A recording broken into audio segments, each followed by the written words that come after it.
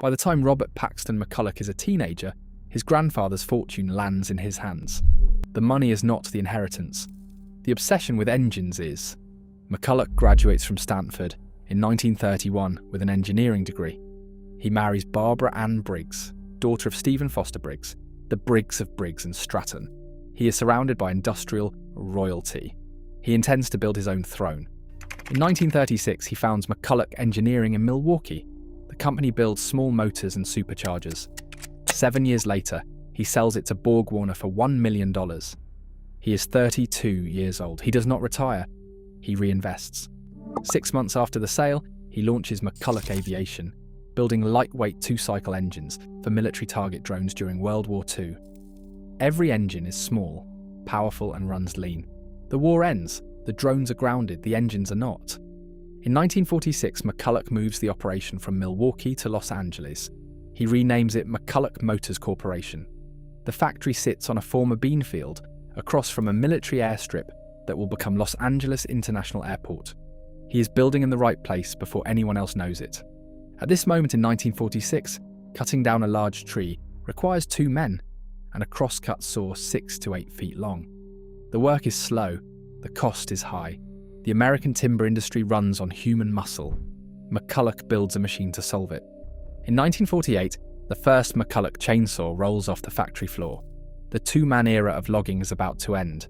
The machine is called the Model 549. It weighs 49 pounds. It runs on a 5-horsepower 2-stroke engine. It is built from die-cast magnesium, not cast iron like every other saw on the market. Lighter, faster. It runs in rain, in mud, in conditions that kill other machines. But it still needs 2 men to operate. McCulloch knows that is 1 man too many. 1 year later, in 1949, he solves it. The Model 325 rolls out of the factory. It weighs 25 pounds, 3 horsepower, 1 operator, no partner required. A single logger can now walk into a forest, start the saw and fell a tree alone. The professional world buys it immediately. Then the farmers, then the homeowners. A tool built for logging camps ends up in suburban garages across America. McCulloch does not just improve the chainsaw, he creates a consumer market that did not exist before. What follows is a decade of relentless innovation. In 1951, the first balanced engine chainsaw to reduce vibration. In 1953, the first lightweight gear drive saw under 21 pounds. In 1955, the first chainsaw with bearings in the piston. Every year, 1 more problem eliminated. In 1962, McCulloch produces its 1 millionth saw. The company that started on a Los Angeles bean field 15 years earlier is now the largest chainsaw manufacturer on Earth. In 1963, McCulloch opens a factory in Mechelen, Belgium, the first American chainsaw company to manufacture in Europe. The American chainsaw king plants his flag on foreign soil. In 1966, McCulloch produces the world's first electric starting chainsaw. The Model 310E, turn a key. The engine starts.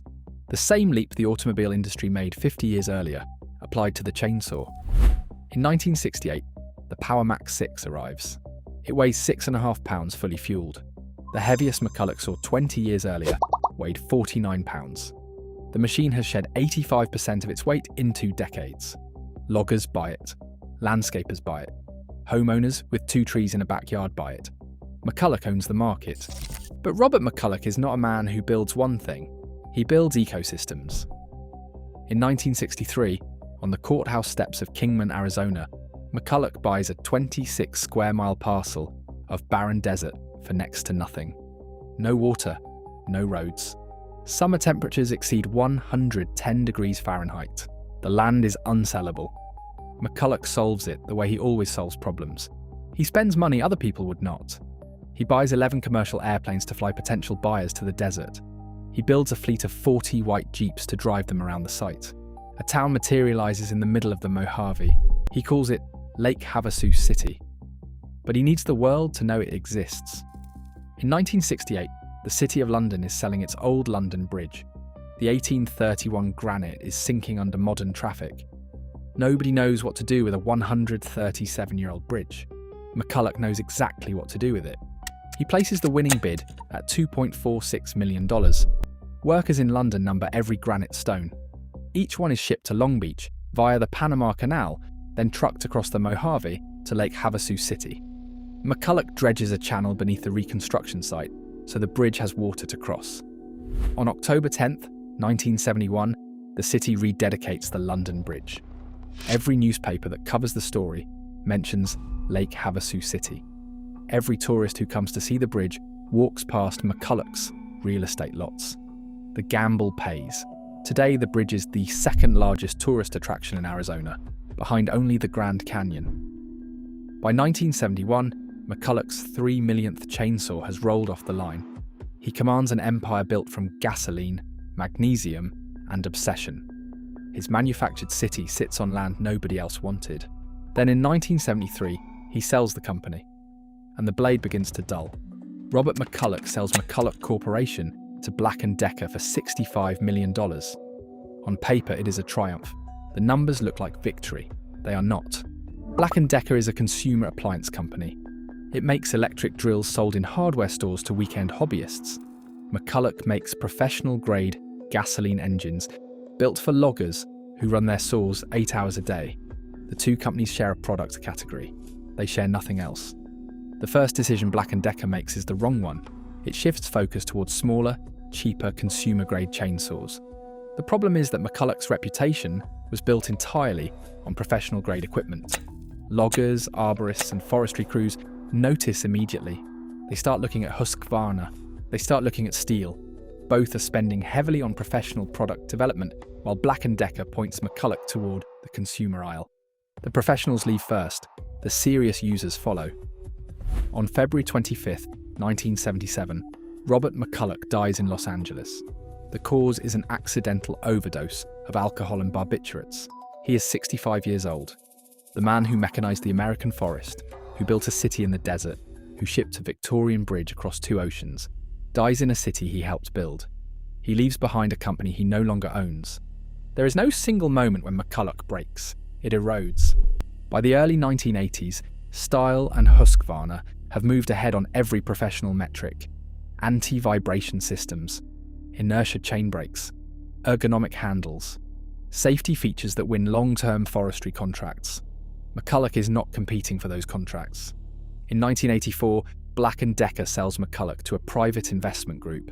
One more handoff. One more new owner with no memory of what McCulloch once was. In the 1990s, Asian manufacturers enter the market. Chinese factories produce chainsaws at prices that undercut every Western brand. McCulloch is now caught between two forces. Husqvarna and Stihl own the professional end. Asian manufacturers own the budget end. McCulloch sits in the middle with no answer for either threat. In January 1999, the race ends. McCulloch files for Chapter 11 bankruptcy. The European division is sold to Electrolux, parent of Husqvarna's outdoor products operations, for $33 million. The North American operations go to Zhenfeng Industrial, a Taiwanese manufacturer. The brand becomes a label on electric tools assembled in Taiwan. In March 2008, Husqvarna acquires Zhenfeng's outdoor products division. The McCulloch brand in North America now belongs to Husqvarna. The predator owns the prey. Trace the line from 1948 to 2008, and the pattern is clear. McCulloch's dominance was built on one principle: obsessive, relentless engineering. Every product won on the merits of the engineering. The moment McCulloch stopped leading on engineering, it had no other position to defend. Black & Decker turned a precision tool company into a consumer appliance line. The private owners turned a chainsaw brand into a garden equipment catalogue. The final owners turned a catalogue into a licensing deal. Robert McCulloch ran his company by asking one question: what problem does the operator have today that they did not have a solution for yesterday? After 1973, nobody in the chain of ownership thought to ask it. The McCulloch name still exists. Husqvarna sells garden equipment under it today. The product line is functional. The engineering is adequate. The brand carries none of the weight it once did. London Bridge still stands in the Arizona desert. 2 million tourists cross it every year. Most of them do not know the name Robert McCulloch. That is what is left of the empire. A brand owned by a Swedish competitor. A bridge in a desert city. A product line that shares nothing with the original except the logo. The men who followed him inherited the solution. They forgot the habit. That is how you lose an empire built with a chainsaw.